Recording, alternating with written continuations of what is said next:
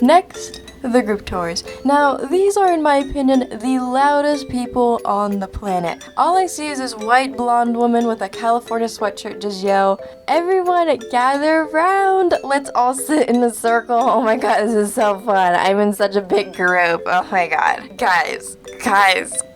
I don't know how, but for some reason, even if they're talking normally, their voice is so distinct that you can't help but only hear their voice. It is very hard to do anything if you're sitting close to them. I would say it's equivalent to how, like, when you're in school, you sit next to the popular group of kids in history class, and you just wanna...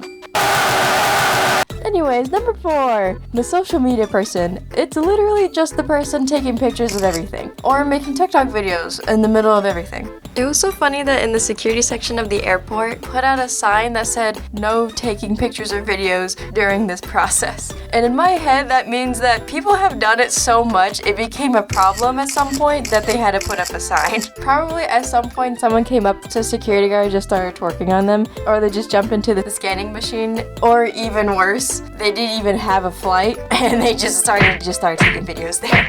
Lastly, there's number 5, and it's the dropper. This guy, girl, or kid that drops everything. There's this one guy that sat in front of me throughout the whole flight that first he dropped his neck pillow, which I returned. Then he dropped his drink because all I heard was, "Oh shit," and I just saw some juice spilling out from behind. And then lastly, at the end of the flight, he dropped his phone when he was trying to stretch. Honestly, the droppers are just really clumsy people. If he had a kid, he would probably drop his kid.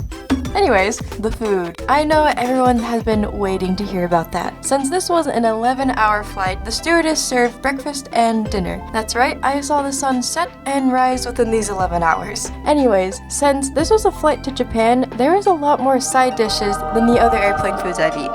For breakfast, I had chosen to eat, I think it was some sort of curry and rice dish? I actually can't fully remember, but for some reason, I remember that they also had a side dish of cold udon noodles and some cabbage salad that came with their own special sauce. It says on there, like, made in the airplane or something like that. And a weird cold pasta salad with a huge block of feta cheese that I originally thought was tofu. Boy, was I surprised when I realized this tastes a little bit like feet. And one very salty olive. Overall, that pasta salad was just not it. It was literally just eating salt. Now, usually on flights, I like to order a very specific drink, a Virgin Bloody Mary, because I'm underage in both Japan and America. But for some reason, saying all of that is really awkward, and I have a word limit of how much I'm willing to talk before I'm overstimulated with stuttering. So instead, I got some tomato juice, which, by the way, is not the same at all. It is disgusting.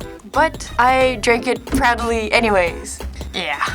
For dinner, I had a hamburger, and by the way, hamburgers in America and in Japan are not the same. You may be thinking of greasy, overpriced American burger. Who wouldn't want that? Personally, what goes through my head is that Carl's Jr. advertising with that one woman on the truck eating the burger. Anyways, in this flight, it was this, which honestly, I'm not complaining. It was a really soft and really good burger. It came with some bread, so technically, you could make it into an American burger. But instead, I ate the bread with some butter in respect to not make a whole mess in this one Minecraft block of a space. But I am convinced that something on that dinner tried to make me sick because I remember feeling like taking a bit of a poo when I got out. Moving on, some random things on this flight for some reason that I wanted to mention. Movies. I saw half of like 7 movies. And what I mean by that is I didn't finish any of those movies. My attention span can't handle a full movie, which included The Great Gatsby, Dog Cop or Dog Man or something cop, Hangover, Lilo and Stitch, the original cartoon, not the live action. I've actually never seen the live action. This one movie where this smart girl and this smart guy was helping people cheat on their tests. And then there's the other 2 movies. Anyways, the whole point of the story was that it came with this remote that was attached to the seat, and when the plane was about to land, I was struggling to put it back. That was it. That was the whole story. The seating. I had a lucky-unlucky situation because, of course, I didn't sit in the middle where I'm just going to get motion sick, but I also didn't sit in the window seat where it was easy access to just place down a pillow and sleep. So I ended up sitting on the end, which has its own experience. For instance, if you sit on the end, you have to awkwardly like squish your right arm away from the aisle so that people don't accidentally scrape your arm with their luggage.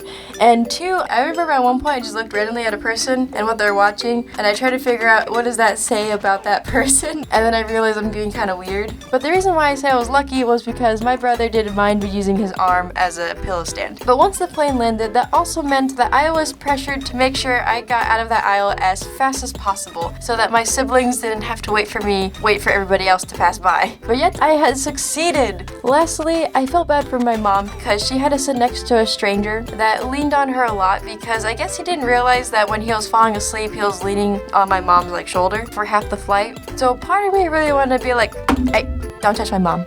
She's taken. Anyways, I also wanted to add that, my God, sitting for 11 hours straight? Never again. No, God, no. My bottom half of my body was in so much pain after sitting for 2 hours. So imagine the next 9 hours of when I was just shifting in my seat a lot, looking like I have to constantly pee. But in reality, I was just extremely uncomfortable. So my legs were just dead when I got off that flight. But anyways, I hope you enjoyed my rants. Please subscribe. I'll see you in the next video.